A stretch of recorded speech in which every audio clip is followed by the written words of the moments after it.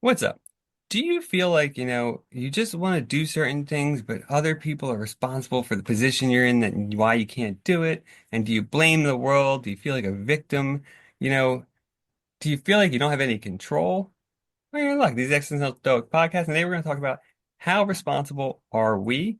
But before that, if you guys have any questions, have any things you want answered, we would love to do shows about that. You can reach us by, putting a comment on the YouTube video, or you can email us. It's in the show notes. But that said, I'm Danny here, my buddy Randy. What's up, Randy? Yo, Danny. Yeah, so I was thinking about this because I was thinking about the other day. So Sartre has this concept of radical responsibility. So he thought, existentialist, right? Fan of authenticity, thought we were responsible literally for everything. The only thing we weren't responsible for, essentially, for Sartre is being born. So he has that famous line that, we're thrown into existence, right? So, all of a sudden we exist. But once we exist, he thinks like we literally are responsible for everything we do. And he gives a classic example because he was writing, he in his mind, obviously, he's writing after World War II. So he's in his mind, he's thinking of the horrors that happened and how did it happen, right? And one of the biggest things people were questioning then was like, how did these Nazi soldiers that were like, not upper ranks, but lower, mid-level or whatever, how did they agree to do these horrific things, especially like at the concentration camps? Like, it's one thing to see, it's one thing to justify a soldier shooting another soldier in the field, right? Because you're being attacked. But to take people that are unarmed, right, weakened, held prisoner, and then to kill them, kind of ruthlessly, how can somebody do that? And Sartre's point was, like, you do have a choice, even though it might not seem like it. Like, he actually says, like, the soldier, if he doesn't agree with that, could kill himself, right? hmm That's always an option. And so it puts this level of responsibility at like absolute. That's why they call it radical responsibility. And I thought it'd be interesting to talk about that because I think this is something that a lot of people don't think about. Like, how much do my actions, are they really in my control? Or, how much am I accountable for what I do and who I am? You know? Yeah, that is it's a tough one because there's no way to tell what is true, what the answer is. No, I mean, that's philosophy. Yeah. Yeah. Bingo. Bingo. Yeah. Well, in terms of responsibility, they say that like the more mature you are, the more responsible you are, the more successful you are, the more responsibility you're willing to assume. I guess. I mean, what do you think? I mean, do you think like does it make sense to say that somebody like even if you imagine like World War II, would that person are they responsible if like if a senior officer tells them you have to do X and they do it because they're following rules? This is a big thing during the Nuremberg trials, right? Is a lot of the people just said, Yeah. "Well, I was just following orders," right? Like Yeah. it's not my fault, it's the senior guy's fault or it's Hitler's fault. Just like you see a Yep. lot of times, right, in politics and in everyday life, right? We blame whoever's leading and we don't take Dude, accountability for who we are and what we're doing. well, you got to do what you got to do. Like I remember when I got out of vet school and I had a few $100,000 of student loan debt, and so every month I was paying like $3,000, $4,000, Yeah. and I needed to make money. So I took the job that I could get, and you know I needed to start according to the job. I needed to start euthanizing animals. I didn't have a choice in that, and even though I didn't want to do it, it was just one of those things where I was just like, I need the money. This is the job. And I felt terrible about it, but that's Were something that you euthanizing sick animals though at that point, or was this like for pounds and stuff? I mean, everything. So Yeah. I still remember, like I was working at one of these pet stores that has veterinarians in there, and they had me like euthanizing hamsters and gerbils and stuff like that. That had like skin conditions, but it was just cheaper to euthanize them than Because they're like to $2. treat them. So Yeah, yeah, basically. and so it was completely against my what I wanted to do, but it's just one of those things where I can understand what the soldiers felt like because they're like, well, I don't really want to die, so I guess I'll just keep doing this for today and see what happens. Right. Well, and I think this is where you get a lot of pushback. Whenever I teach Sartre, you always get pushback from this concept a bit. And I think it's fair, right? Because I think a lot of us feel that way. Like that's a good example. Just like, like a lot of the Nazi soldiers, they're probably afraid for their families and stuff too, right? Like if they don't do something, something else Yeah. might happen. And I think this is where Sartre, because like we're rarely in positions like that where like life's the ch choices are that hard. But I think that your example is good. Where like, that's something clearly against your values, but it's like, do I do it because I need the money and I need to survive? I need to pay off this debt, or do I, refuse? Quit. But then you're going to still be asked to do it elsewhere anyway, probably. Most places you go, at the very least. Yeah. Or And dude, like later on in my career when I was working at private practices and always around Christmas time, it was euthanasia season because that's when people don't want to have an old sick pet around the house. And so it's not that the pets are terminal during that yeah, season. It's just that, they have friends and family coming over. They don't want their dog pooping all over the place. yeah. And so they come in. And so again, something against my values, but what's it worth? Is it worth to me to argue, to say no, and then to get in trouble because I didn't want to euthanize them, and my boss reams me out, and then the boss goes ahead and does it anyways? So it's one of those things where I was just like, again, just do it and get through the day.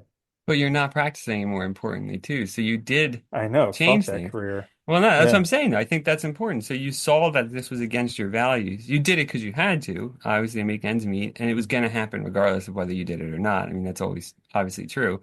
But, you ended up making that choice, taking responsibility, and doing something different because of that. And I think that's a good way that's kind of what Sartre's point is, right? Is that are we going to, because I think a lot of people in that situation would probably just keep doing it and stay back because you already went to school, you spent all this time learning this stuff. Think about it, that's what most people say, right? Hmm. When you change careers, one of the first things people, they already went to school for this.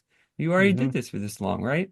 And I think that's something interesting. Like I got that a lot too when I said like I wanted to stop teaching because it's like, well, I don't agree with these universities. It's like I don't agree with this stuff anymore at all. Like I hate it. And so, you know, are we living in a way that's kind of consistent with our values? And are we doing things to change that? It might not be immediate. And I think Sartre's example of like the soldier, yeah, like if you're asked to murder thousands of people with gas in a chamber, that might be a situation where you take extreme measures, maybe not to do it. But like otherwise, right, are we actually doing things to actively change and taking responsibility for the life we're living? Or are we kind of pretending like it's nothing's our fault because it's all the world around us? Hmm. And is our response, I mean, I don't know, do you think we have responsibility like that? Are we that accountable for ourselves I or find I find that I mean, I don't know, it's going to depend person to person, but I find the more responsibility I'm willing to assume, the more agency I have over my life. And yeah. it's tough because I look at these people who complain about stuff, how they're the victim of everything, and they're like, I just can't, it's not fair, like nothing, I can't do anything, the man's keeping me down, all this stuff. And Yeah. it's just like, well, my experience in my life is I took responsibility for that stuff and then I made a difference in my life. I don't know if it's true for that person, but it's just it seems to be that responsibility is one of those things where like the more you are willing to take, the more you'll have. Well, yeah, it's a direct correlation to agency and living your own life, right? And living with Hmm. respect to your values. And I like that point because I think that's true. Like I've been there, when I was really depressed, like it's hard to do anything, right? And Hmm. it feels like you're restrained by something outside of you, but you're really not. It's you. And we all hear people, especially nowadays, you hear people complain all the time about stuff, but they do nothing. And it's like, well, okay, I get you don't like the situation or you don't like what's going on, but what are you doing to change it? What are you doing to make things better? What are you doing to make your life better? And it's like, I think you're right. Like, the more we take on, the more we can be who we want to be, and the more our life improves because of that. So I think this is a big part of his because he thought the best life is the authentic life, right? One where you live, you're the creator of your own values, you're living a life that's your own. And I think that Yeah. comes from that kind of agency demands you take responsibility. That reminded me, I think it was Buckminster Fuller, the guy who created the geodesic dome. I think it was the story of him, but it could have been someone else. Actually, it might even be like a couple people who had gotten to a point where they were like literally about to commit suicide. They were contemplating taking their own life. And then they were like, you know what? I'm gonna, I can, I can always commit suicide. So why now? You know? Why don't I take 1 year and just take complete responsibility for my life, try and do everything I can to change it, and then if at the end of the year my life is still terrible, then I'll just take my own life. And it was a very, very successful person. I think it was Buckminster Fuller, but uh, basically they changed their complete life, and or it could have been William James. That may be also him, the psychologist guy. So one of the two, or Yeah. both. But basically, it completely changed your life, and they became a very, very successful person. But it is an interesting thing because it's like, yeah, for all of us, it could be where maybe we just need to take more responsibility. I think that's absolutely true. And I think you do, because, right, you can't, nobody's going to change your life for you. Only you are. If you don't do anything, it's going to stay the same. And I think that's why a lot of people are unhappy. I mean, we see it all the time with people in work and stuff that just are miserable doing their job, but they feel, and I get the feeling, right? You feel trapped because it's like, well, I can't, because you have bills, because you have family, because you have responsibilities, other obligations, right? It feels like you can't do anything to get out of it, so you just have to, just carry that burden on your shoulders and grind through the day, and life's miserable. But there is always some possible things you can do to change once you start taking action. It's like finding time to do things differently, going outside of what you normally do to make things better and starting to make those changes that will make your life your own rather than somebody else's. Well, yeah, it's like what you said there. There's so many variables. So like there's so much stuff going on. Like everybody has work and they have their family and they have things that they enjoy doing and they have the distractions and they have Yeah. their pleasures and their pains and their addictions and all these different things going on. And at the end of the day, it comes down to what do you choose to do? Yeah. Because it's not true that you can't do it. Nobody's holding a gun to your head saying, no, you can't do that. Yeah. But really, it's what do you choose to do? Maybe you're choosing to scroll mindlessly on Facebook or Instagram or TikTok for hours instead of spending those hours to do something that could change your life. Well, I remember too, like when we were doing I remember when we were in learning program, right, in the boot camp, I remember talking to some of the other people in our group, and I was like, well, and they were like, I don't get this. I was like, well, how much time are you spending like on it? And they're like, well, I got work, and then I gotta, do this and that. I'm like, well, dude, if you're not doing anything, like you're not gonna understand it. It's not like it's just magically, I don't know, comes into your brain, right? It's not the Matrix and stuff. So, or maybe it is, but if it is, we don't have that cool feature. So like, Yeah. I mean, but it's funny because I think it's so easy to fall into that trap, like, because it's way easier to blame other stuff than ourselves. Because once we blame ourselves, we realize, oh shit, I can also change it then, right? It's also on me mostly to make this better or to make my life better. And I think that is a hard pill to swallow for a lot of people. So it's just easier to just blame everything else and just keep going with it. And it's sad because you also then don't ever get a chance to live a life that might be way better than that. True. Yeah, so I think that's a good spot to wrap it up. Yeah. All right. Good. Yeah. So there you go. You are responsible. Take responsibility. It's a good thing. Yeah, try it on for size. If you never Yeah. tried on a lot of responsibility, try it on for, Yeah. a year. Yeah. You can always shuck the responsibility after that. You can. Yeah. That's the funny part, right? You can always go back to your old way of thinking.